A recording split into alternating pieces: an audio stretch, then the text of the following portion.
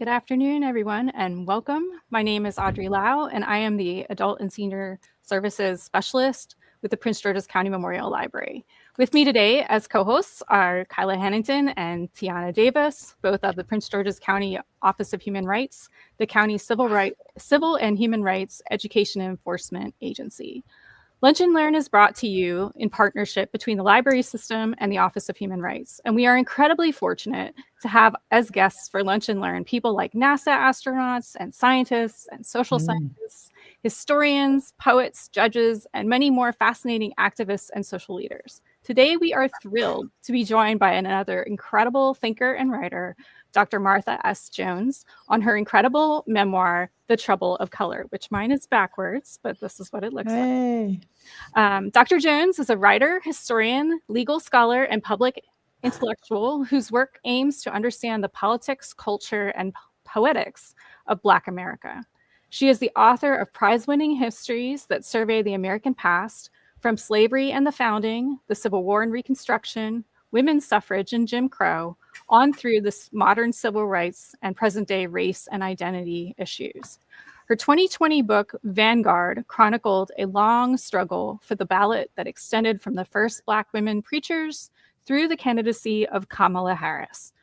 Birthright Citizens in 2018 told a new history of citizenship in the United States as the product of Black American activism, legal claims making, and persistence. Her work is grounded in women's history, including her foundational two first books, co-edited Toward an Intellectual History of Black Women in 2015, and All Bound Up Together, The Women Question in African American Public Culture, 1830 to 1900, which was published in 2007. Her byline has appeared in the New York Times on culture and travel. Her opinion columns have appeared in the Washington Post, The Atlantic, Politico, Talking Points, Memo, and USA Today. You can also hear her or see her via outlets such as NPR's Here and Now, 1A, which is a favorite to find, CNN's Amanpour, and MSNBC's The Rachel Maddow Show. Podcasts such as Ezra Klein Show and the 19th Amendments have given her opportunities for long-form conversation. Behind the scenes, her expertise supports media productions and cultural institutions. She has been an advisor and consultant to the Library of Congress, the National Portrait Gallery, the Smithsonian National Museum of African American History and Culture, the Obama Foundation, the National Women's History Museum, and the United States Capitol Historical Society. She has joined television and film productions in front of and behind the scenes for Netflix, Art, which is French, and PBS's American Experience. At Johns Hopkins University, she teaches for the Department of History and the SNF Agora Institute. She directs the Hard Histories at Hopkins Project, where her lab investigates the history of slavery and racism connected with Johns Hopkins University and medicine. And she has also taught and engaged with learners of many ages and stations thanks to organizations such as the National Constitution Center, the Pulitzer Center, the Zinn Education Project, the Gilder Lehrman Institute, which is how I found out about her book, and the Institute for Constitutional History at New York Historical. She is indebted to the educators in her family and her teachers. At CUNY School of Law, she was trained by mentors such as Patricia Williams and Victor Good. And at Columbia University, she studied under Eric Foner, the late Manning Marable, and Alice Kessler Harris. Dr. Jones, Martha, as you said, we could call you. Could you start off talking about your wonderful book? Sure. Well, first, thanks very much to the library for having me. Thanks for the introduction. Boy, that made me tired listening to that introduction. I thought, who is that woman? But that's me, and I'm really thrilled to be here. So thanks so much for doing this with me. And thanks for inviting me to talk about The Trouble of Color, because one of the things you all know is that the book is really a departure from me. That I'm best known for writing more conventional histories, some of which touch on themes that arise in The Trouble of Color. But the departure is really a move away from a historical narrative to a much more personal and family narrative.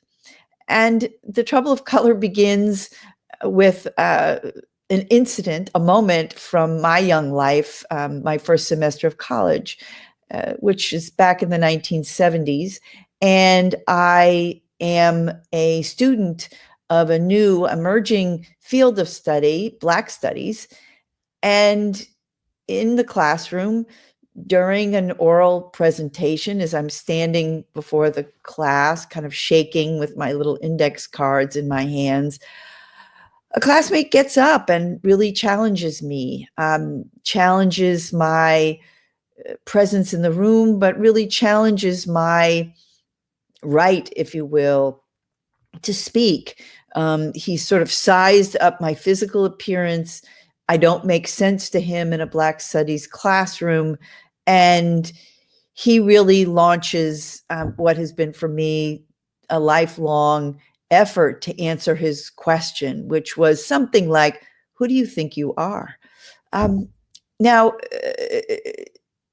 if you've ever been confronted with that kind of question, you know that there's a way in which nothing you can say in that moment, no, smart or quick or, clap back kind of answer really is satisfying, right? Who are you? Who do you think you are?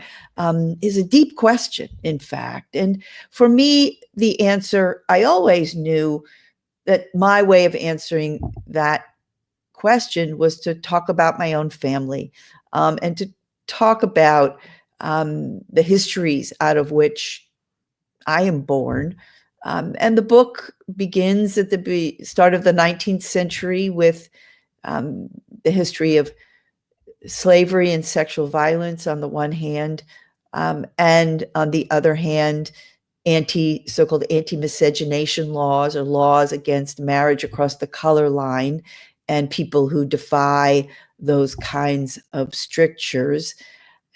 It continues into chapters about freedom and emancipation and belonging, into the era of passing and colorism, that really phenomena, importantly, if not born, that gain a kind of cultural resonance in the 20th century, and on through the civil rights era, and the possibility of mobility and assimilation and more for Black Americans, with a touch of the problem of checking more than one box, multiracial identity, hybridity, as some people once referred to it.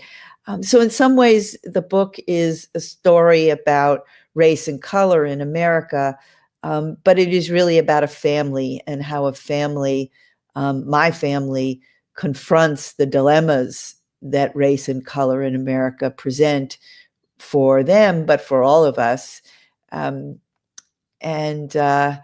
Yeah, that's the story. I don't know. I think that's That enough, is right? great. I mean, Yeah. historians don't usually open up this much. You get a glimpse of dedications and acknowledgments and introductions. You see your picture on the back of the cover, but like you don't, they value distance from time and subject. How hard was it to move to memoir from straight history? Like, what did you like and dislike about the process? And I'm really curious if you have felt freedom from your footnotes. Mm. Well, it was a journey to writing a book without footnotes, um, but it's an interesting challenge, and that challenge is about, for me as a writer, having to convince, persuade, um, get you to trust me as a reader without resort to those notes in the back. As a historian, I provide you with notes to sources, primary sources, secondary sources. And this is my way as a historian of shoring up or reassuring a reader the foundation, right? The basis for my claims. In memoir, and this book is a memoir, there are no notes. And so there's a writerly challenge that's right in front of you. And I think it's a it for me was not only an intriguing one, it was a exhilarating one to attempt. People have to read for themselves and see how I did. But I started this book in some ways by doing small writing uh, that really allowed me to test what it felt like to put myself on the page, to put my family story on the page, to put my feelings on the page, and invite other people to read them. Back in 2014, it's a long time ago now, but I wrote a short essay for CNN.com, their website. It was for Black History Month, and it was titled Biracial and Also Black, I believe, or it was or it was Black and Also Biracial. I can never remember now, but because of course I didn't give it the title, the editors did. But it was the first time that I wrote about my family, that I wrote about the trouble of color, and about how my thinking about the problem of color was shifting as I was teaching young people in the classroom who shared in a demographic sense a lot with my own family, but had a very different set of concepts to work with. I'm born in the era of the one drop rule, and one drop makes you Black. That's a rule, that's a cultural construct. We live with that, we live by that. But I had students coming in saying, I'd like to check more than one box, and I consider myself multiracial or biracial or mixed race. And so this led me to pen this essay about my own family history. The essay went viral, and that there were two things I learned. One was that I don't know, I was onto something, right? That I was not just speaking about myself. I was really speaking to many, many Americans and many kinds of Americans, if you will, who heard in my story, echoes of their own.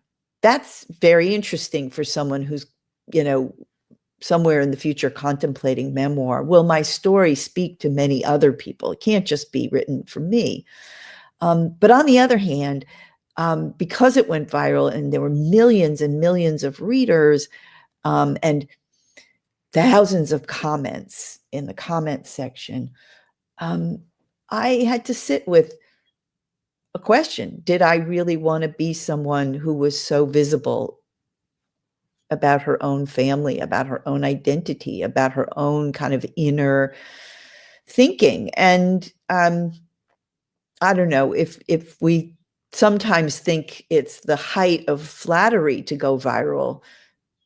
It isn't always a great trip. It's also a kind of a burden and you become subject to kind of scrutiny. And I had to get used to that some with small writing in order to imagine our conversation, right? And a book that invites lots of people, readers, people I'm meeting for the first time, to enter my family story and to talk with me about it. And it's been wonderful.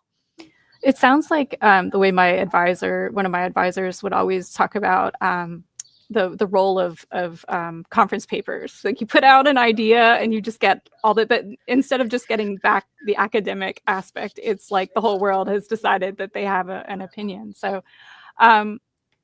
one of the things that I really loved about this book, to start out, I mean, not just because it was a historian writing, which is, like I said, very rare, but the way that you begin with your to declare as I am a daughter of Nancy, and like it's such a beautiful beginning point to claim her. Like, but it also feels like a shot over the bow. And I was curious if you felt like when you wrote that, like it was like there's no going back. That's so interesting.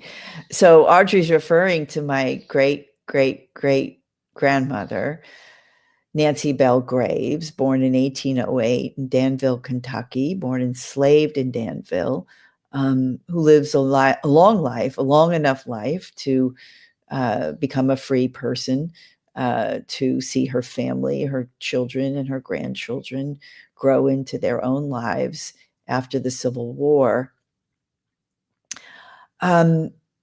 And in some ways, Nancy was one of the people I knew the least about when I began this book. I had seen a photograph. I sort of knew where I thought she sat on a family tree, kind of, sort of. But you're right, she becomes the source. And partly it is because I see myself in her, or her in me. And that helps me to appreciate that a moment in the 1970s where someone is befuddled and provoked by my skin color. Well, I think Nancy's skin color was not so different than mine. And that let me know that there was a much more complex, unsettling, unsettling is too nice a word, disturbing aspect to our family story. And as the inheritor of Nancy's legacy, my own story. And I think you could say I'm so grateful to her for the small signs that she left of her life, so that we could recover it and know it and make it part of our sense of who we are even today as a family. All right, I'm going to ask one more question, and I promise I will give it over to Kyla and Tiana. So, one of the cool things that you look at is a plantation ledger of Ormond Beatty, who is an ancestor as well in a very convoluted way. But prior to you finding this, like, you'd written to libraries, you've had these experiences, and people really warned you against doing this search in the 21st century. And it's one of those things that's like, the crime aspect of this, like, how dare you say this about a respected family? But like, what is like the other side of that? Like, I guess that's kind of what this book really hits home about, is that there's something else there. Yeah, I think that so I encountered more than one librarian or archivist who people who I really believe were committed to helping me on my search, who believed that their purpose, was to help all patrons, including the descendants of slaves, to know their family stories to the degree that they could. So I think these were people of goodwill. But I think there were two things at work. One, you alluded to. When you really begin to, unravel the story with a librarian or an archivist, the abstract questions become very real.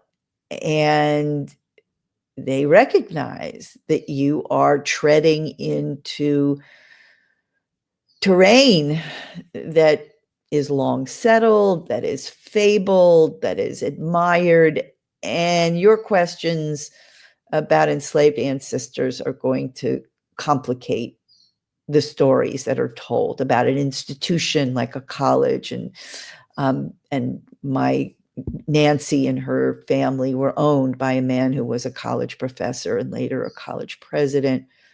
Or just the lore of a town, and its leading or founding families.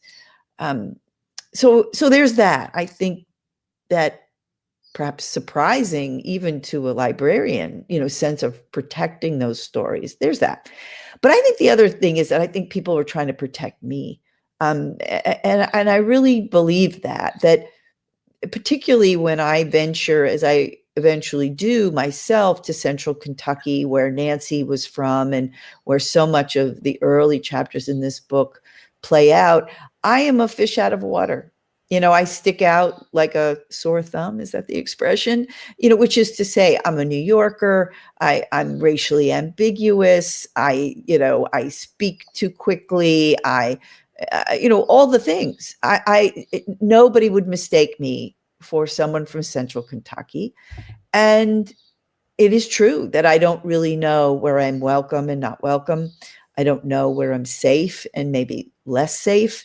And so when a librarian says to you, be careful, I think she's also saying, take care of yourself out there, because you don't know kind of when you're going to find yourself having, is it kick the hornet's nest or something like that? There's an expression like that, right? And I think I was sort of poised to kick the hornet's nest, and she was worried about me wandering around. And she might not have been wrong. And I think the other thing I think that's really interesting is that you took a source that is traditionally not really meant to be a place you would find what you found. I mean, plantation ledgers, for those of you out there, if you could talk a little bit about how you have to read that source in order to kind of read between the lines and find life and people in there that you're looking for. Sure. Well, I think the thing for me was that I didn't want to use materials produced by slaveholders at all. I initially thought I could write a book from family lore, from letters, from photographs, from our materials.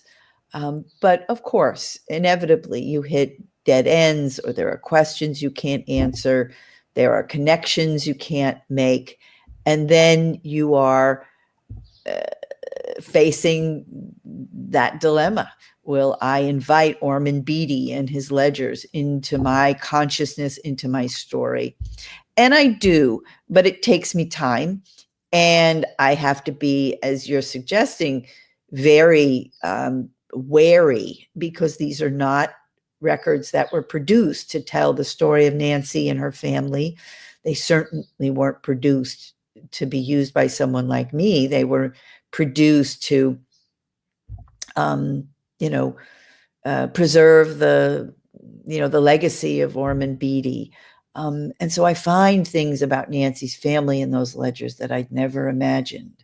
And I treasure those insights.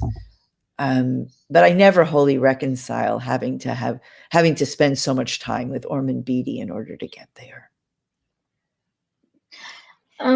So hearing or seeing the opening story and some of the following stories, I was wondering if you ever felt like some of the animosity, I guess for lack of a better term, toward you in different spaces came from people sort of conflating the idea of white passing with the idea of white presenting, and not really knowing, which one you were, and if this remains a safe space, and like if the confusion between those two different things has ever affected you, just like through life.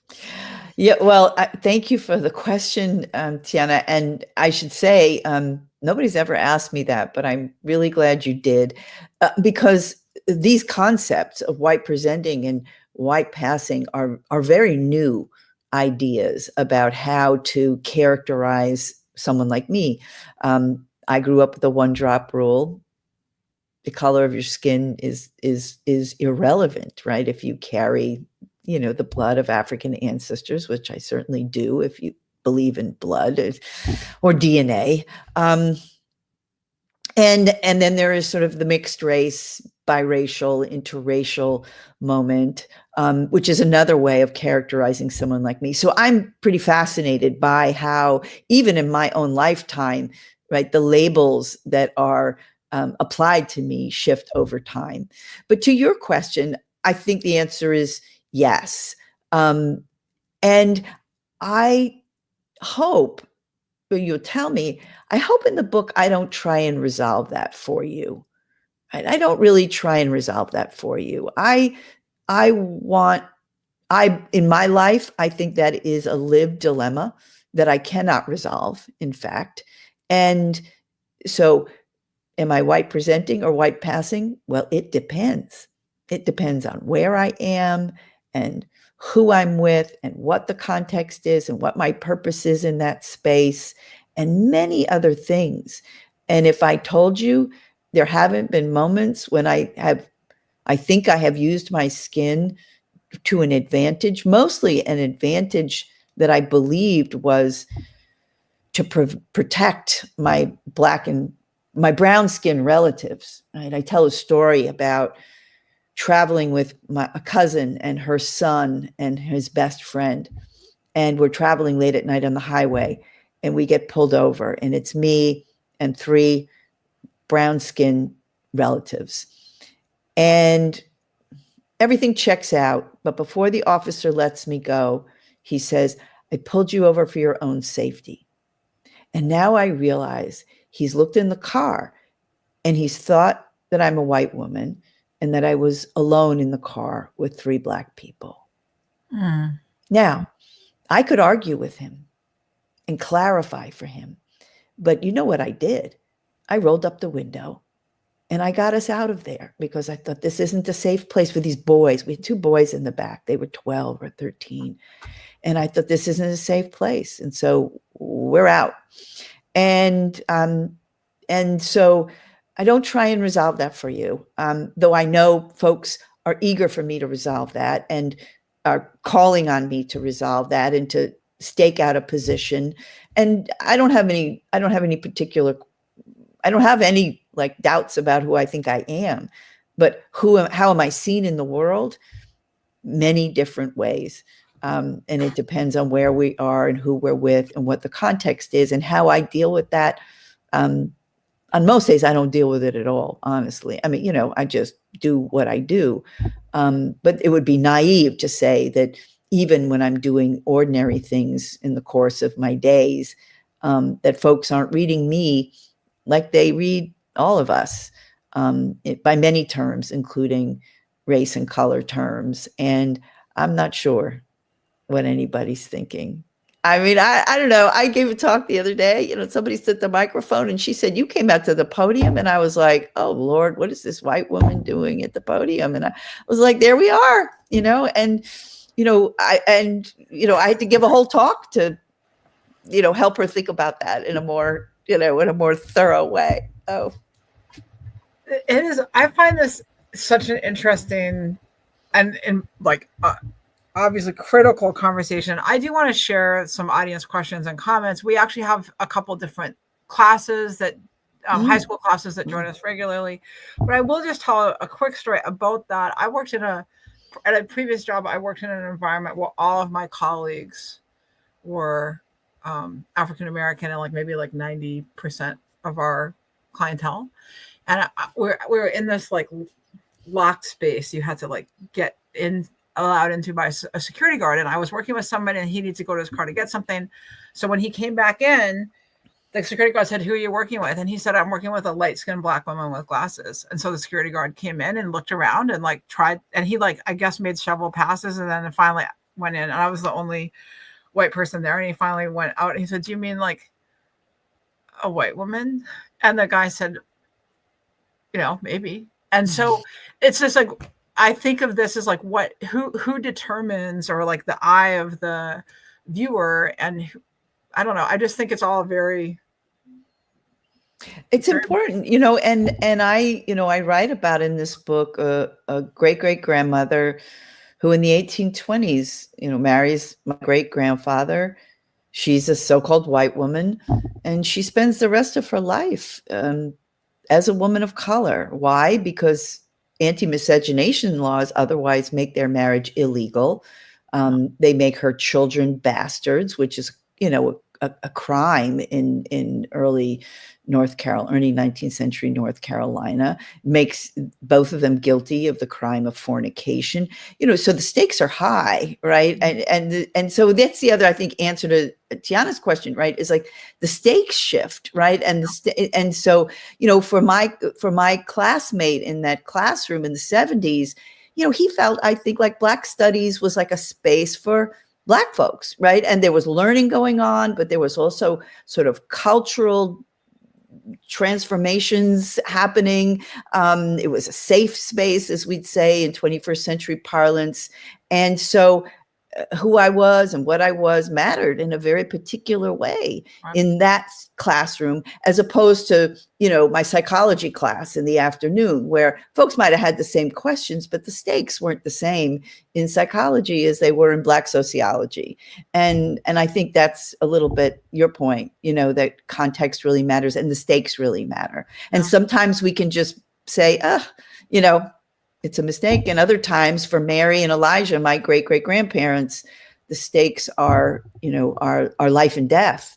And so she works very hard, right, to conceal, her so-called true identity. Yeah. I want to just go through some of these questions, and a lot of them are on, of course, exactly what we're talking about. So first of all, a comment from Dr. Stewart, who says that one of her students is just glued to the conversation, that they talk about colorism in high schools and popular kids being of a more fair complexion, and why are lighter tones considered more fair than darker tones. So there's a comment, and then there is also a question on this very similar theme, where one of the students is asked, with respect to passing, how does passing contribute to the history of the United States, and in particular political history, which I think is a great timely question here. Sure. Should I come in and respond? Sorry. Yeah. Good. Okay. So, passing, and I write some about this in the book, about, is coined as not just a term, but as an idea in the 19th century, largely through literature. And I write about one particular novelist in the mid-19th century, Albion Tourget in North Carolina, from Greensboro, North Carolina, which is where my people are from. And Tourget writes a whole novel about a woman who can pass as the tragic mulatto. Maybe you've heard that phrase before, and then tries to redeem her life. And in his imagination, what the end of slavery and emancipation does is, in a sense, release people who might have passed into a world where race and color don't matter anymore. Tourget is a bit of a romantic, but it's to say he and other writers are really inventing this cultural frame that becomes passing. But passing is also a lived experience. And I write about a great-grandmother who, my great-grandmother Fanny, who was a brilliant woman, a firebrand political activist in Black St. Louis, who, when she decided, used her skin to sit in the theater seat she preferred and to try on dresses in the department store, which was something prohibited for Black customers. And Fanny and people like her in the 20th century really understand themselves to be tricking Jim Crow. They think of themselves as tricksters, and they are defying the terms of Jim Crow that organize a city like St. Louis and segregate so much of their public lives. So I think passing is not one thing. My great-great-grandmother Mary, who's a white woman who becomes a woman of color, is she passing? I feel like passing is sort of a blunt term, but we use it for many things. And in talking about my stories, I'm meeting people who say, I have relatives who were immigrant Americans who changed their names, who lost their accents, who stopped speaking their native tongue because they wanted to pass as sort of Anglo-Saxon Americans rather than immigrant Americans. And I meet, people who say I come from a faith community, that was despised or denigrated, and we became Protestants, and nobody knew, what our family origin was. And so I think the other thing talking about the book has taught me is that passing is not unique to Black Americans who move into a white world, but that many Americans, because so many of us are navigating sociological categories and boxes and rules and laws even, have stories in our own families about people who find their way across the line, oftentimes because that choice is about some kind of survival, right? Or is believed to be about a kind of survival. Yeah, there's so much here. It's such a wonderful, wonderful, meaty memoir in so many ways. And so again, for people watching, like if you haven't had a chance to read it yet, we really, really encourage it. And it would be, I feel like we need to have all of our viewers watch it and then come back and do another follow-up. Like, what was your family? What was your takeaway? Well, one of the things I wanted to ask, and I'll hand it back to Audrey and Tiana, is I was struck by ways throughout the memoir in which people in your family chose their past and their stories. Like, what are we going to hang on to? What are we disavowing? What names are we taking? What names are we not taking? And what are the stories that we told? And then you as the writer acknowledging that and making space for that and saying, I'm respecting this person's choice to tell their story their way. I thought that was so beautiful and also really important. And I was wondering if you could just talk a little bit more about how that was for you as the child doing the study and also as the writer. Yeah. I don't think it's unique to my family that, we tell like a half dozen stories and we tell them over and over and over again. Everybody know that feeling, you get together at a holiday and Uncle so-and-so, pulls out his stories and it's the same stories again. So partly, if I were writing like a historian, I would test those stories and I would correct those stories, and I would set the record straight. But I actually became fascinated to understand better why people told the stories that they did. They were imperfect. They were partial. They covered things up. They forgot things. They invented things. And I came to think of family storytelling as just that, layers and layers of stories. And I think there are stories, for example, that in the early 20th century, before the Civil Rights Revolution, before Roots, if people remember Roots, the miniseries and the book, for some Black Americans, recounting and making plain our connections to the history of slavery was difficult, perhaps dangerous, risky. And that might be hard for us to appreciate in the 21st century when we venerate our enslaved ancestors. I'm so honored, right, to present Nancy's portrait, to tell you her story as best I can. I think that's not always true in our past.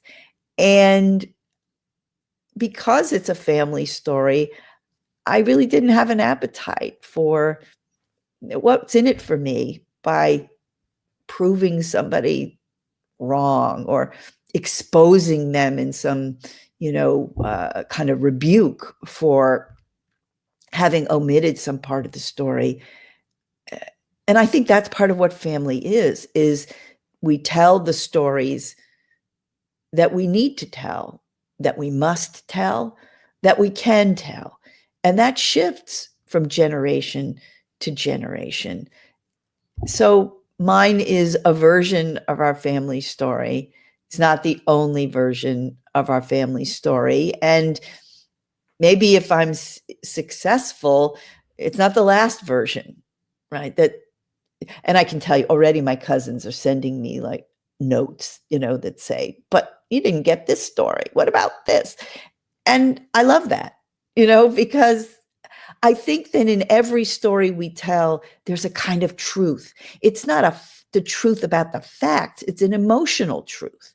And I think that's part of what I was in search of, was not only, when was someone born? When did they die? Who did they marry? But how did it feel, right? How does it feel to be you?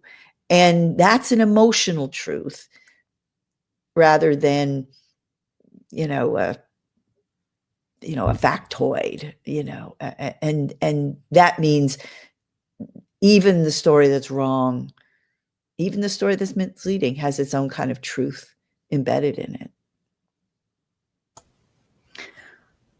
I really think that you choose your words so carefully, and you want to honor in your book these people who came before you, which I think is really beautiful, and it's a wonderful story. And it's funny to me that, like, you talk about the discovery of this community, which I'm very curious about, the Little Texas community, who basically serve to vouch for each other.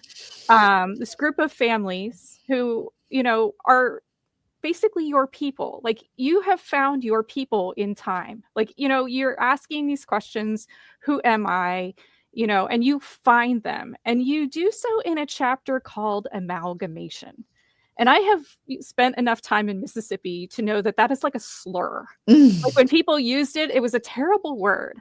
But I was just kind of curious because this chapter has so much joy. I mean, there's just this moment. I mean, when you find the people that vouch for your people, and I mean, like, these are the people who said, on bond of this amount of money, there is no problem with this marriage.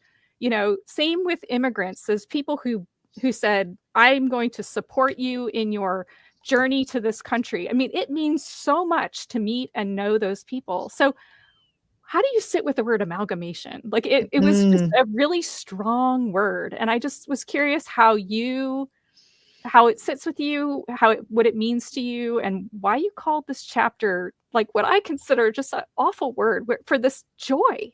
I love that. So thank you. I think in some ways, one of the things that runs through the book is my wrestling with language and the inadequacy, right, of language, that so much of our language about race and color is rooted in not only denigration, but scientific racism's denigration. The term mulatto is relevant for many of these chapters. And folks have tried to reappropriate mulatto and give it a different cast, if you will. So I enjoyed overall, like, wrestling with some of the provocative language, because I do think that is the world that the people in that chapter navigated, right? They didn't navigate a world called, mixed race or multiracial. No, they navigated a world in which their families, their histories, their ways of life were criminal, and worse, right? And so I think that I hope, I mean, I'm glad to know that more that I succeed in in leaving you with the tension, right, between the lives they lived and the kinds of terminology and the kinds of ideas that came from pseudoscientists and lawmakers and more that framed their lives. I think that is the tension throughout the book, is who do you think you are?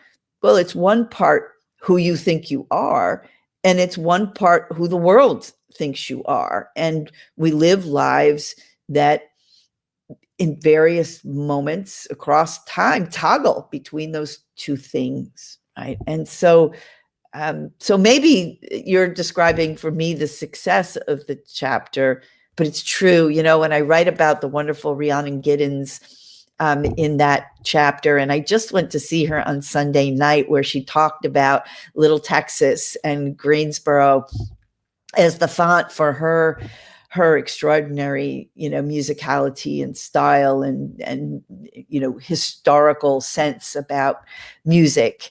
And so I was really filled up. But it took a musician to teach me the joy part. It took music to teach me the joy part. Our archives are rarely over brimming with the signs of joy, but I think you're right, of course, that it was there. I just have one other, and then I'll hand it back to you all. Your chapter, I'm going to jump forward a little bit. You talk about your grandmother who left you books, and books that she allowed you to read. And she's very, kind of one of those people you want in your life who hand you books. I love, like, the people I love give me books. Like, that is how I see love, is give me a book. Tell me about yourself. But you talk about how your grandma's shelves had Blassingame and Du Bois and John Hope Franklin, but not E. Franklin Fraser. And I was just kind of curious if you knew if that was like intentional, like, or if you like, how did she come by her books? Because some people, and it sounds like she was kind of in this milieu of like people. So she might have been given books or they, so I was just curious how she shared them with you. Such a good library question, by the way. I love that, because my grandmother had in her front rooms floor to ceiling bookshelves. And I remember them so well because when I was fairly small, one summer, I got it in my mind that I was going to take all the books off the shelves and I was going to rearrange them alphabetically. I hope you like that, librarians. I was really trying to think, systematically about this. It was a disaster, right? I mean, I don't know. Was I 7? What the heck was I doing? There were hundreds of books. And yes, I think she was an avid reader. She had a favorite book shop. She also had a favorite library. She did indeed receive some of her books as gifts. Her home is on a college campus, and for many years, she is the first lady of a historically Black college. And so many of her books had signatures in them, right? Because they were gifts from dignitaries who had visited. And why she doesn't have E. Franklin Fraser's Black Bourgeoisie, as best I know, on her shelves is, I guess, a mystery for me. But as I read and think about her life in tension with Fraser's characterization of people like her, as in his denigrating and dismissive characterization of the Black bourgeoisie, I understand a bit about why it might not have been on her shelves, or if it was on her shelves, maybe it was tucked away somewhere. It certainly did not enjoy pride of place, whereas some of the other authors that you mentioned and many others really did enjoy pride of place. Her library was also a place to display, right, Black thought, Black accomplishment, Black intellect. And so probably Fraser didn't quite merit that for her. At least not that book, right? So I'm going to actually steal one of the audience questions because a part of it actually relates to me. So Dr. Stewart said, when my family was doing our own search, it was actually difficult to read some of the writings. Also, just because it is written, can we trust that it's true? And that last part, it got to me because I, tried my hand at doing my own family tree. And there were so many documents where I was like, is this us? Is this someone else? And then I don't know if you've heard like Beyonce's mom talk about how she and her siblings all have like slightly different last names. Yes. So yeah, how do you trust the documents when you're trying to research your family? Well, I would say I learned to distrust the documents, or at least to be a skeptic about the documents. Frequently, when we're doing family history research, we work with census records. We work with birth and death certificates. marriage licenses, and we work with, I work pension records, newspapers. And what I came in my story to appreciate is that those documents are in their own way just stories too, right? We inherit stories from our families. Some of them are written down, some of them not, some of them come to us orally. And we ask ourselves, right, what's the source of that story? How did that story come to us, and in what form? But I began to appreciate, right, that a census taker is a person, a man, in most of my story, who very late in the game gets an assignment, an appointment. He's not an expert in anything in particular. And he goes from house to house and he asks some questions. He sizes people up.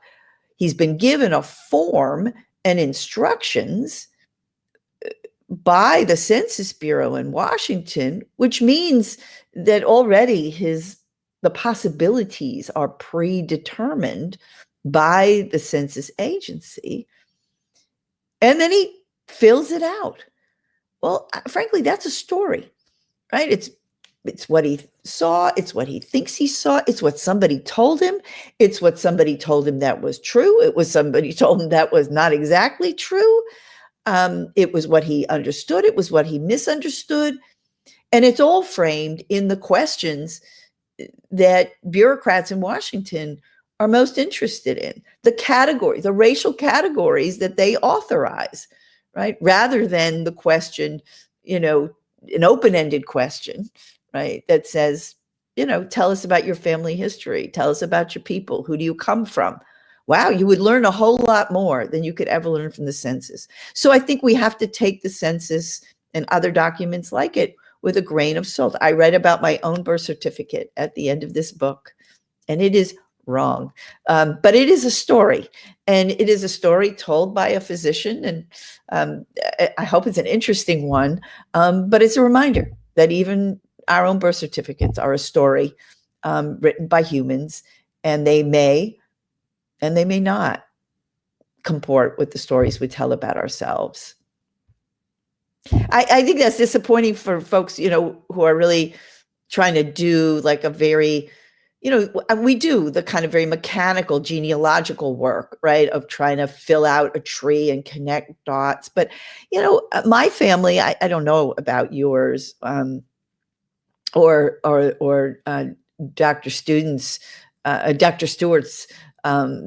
group, but my family doesn't comport very nicely with the stately oak tree with the branch. My family's all mixed up, and even the online programs doesn't have categories for all the kinds of relationships that we have.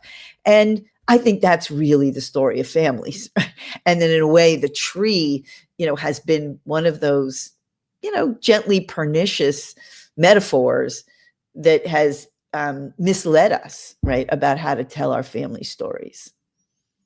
My family's more like, vines all mixed up and hard to sort out. And I think a lot of our families are that way. My stepmother used to describe our family as the nuclear family after the bomb. Yeah, that's great. But, part of what I've learned, and I'm still learning, so thanks for sharing that, is that I think that's actually the American family story. I think the American family story is about mixed up families, and we're only getting more mixed up, if you will, right? Ask anybody who's the, part of a family of divorce or of second marriages and all the things that, that our families are so much more complicated and interesting and defy the boxes and the categories.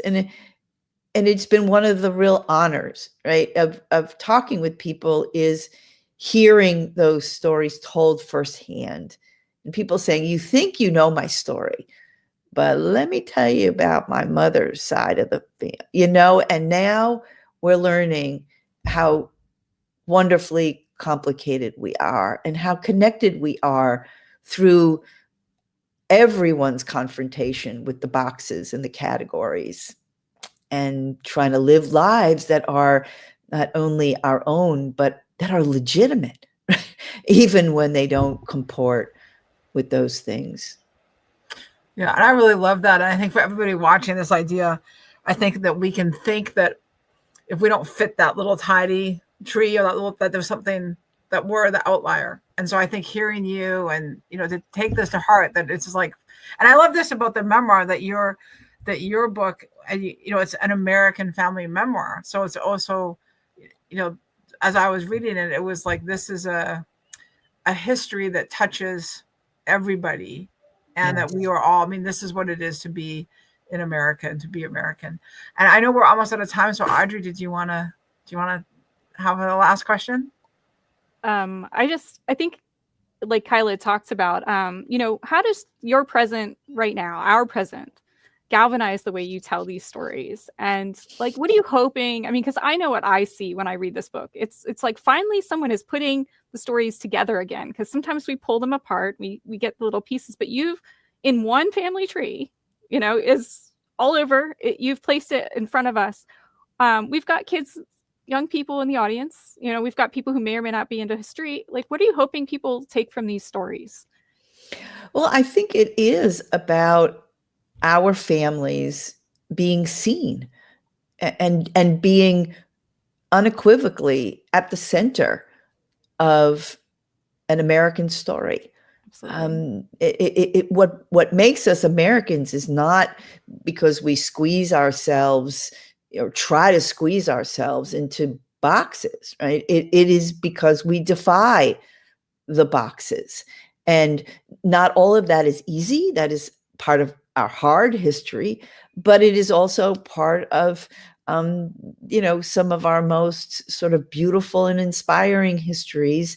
And I grew up, with a good dose of shame about my family, because it didn't seem to comport to what America told me my family should be. My family should be one race, right? It should be one color, right? It should adhere to these kinds of rules.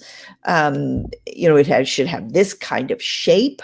And so I think if the book helps us to open up some space to tell our family stories, to for the young people out there, y'all have these devices, turn on that record function and talk with your elders this summer, get their stories. If it encourages us not to know those stories, to write them down, to record them, to make them part of the record, I will have, accomplished, I think, what I set out to do for myself and my own family.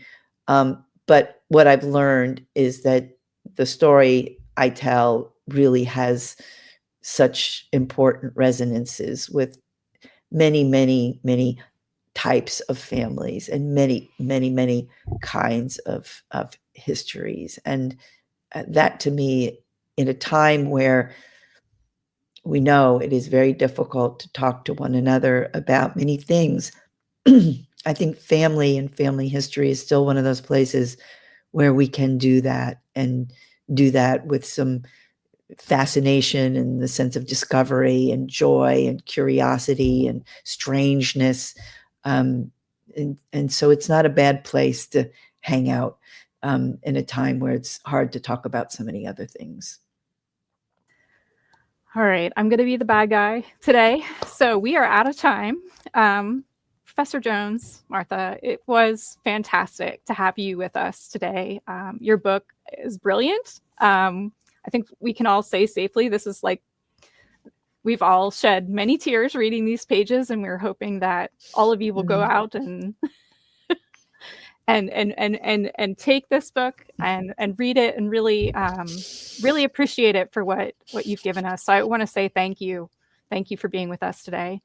For those of you watching at home, whether you are on demand or live, thank you so much for spending your time with us today. You are why we do what we do. The very best way that you can support our guests is to buy their books, read their books, share their books, which they're available at your local independent bookstore, but you can also get them at the library. We do have copies of this book in our system. Yay. As well as, I believe, a few other of Dr. Jones's books. So this is a wonderful book. It's an important book, and we hope the conversation today has given you a great introduction to some really amazing history. Also, I think Dr. Jones is right. Talking to your family, getting those stories out there is really, really important. We have many more events coming up for you, including Natasha Lester tomorrow at 6:30 p.m. to talk about her book, The Mademoiselle Alliance, which is a story of Marie-Madeleine Foucault. Please visit the Office of Human Rights to learn more about their work at civilrights.mypgc.us. And you can check out all that the library has coming up for you at pgcmls.info/events. Thank you so much, everyone, for being with us today. Professor Jones, thank you so much. And have a good day, everyone. Take care.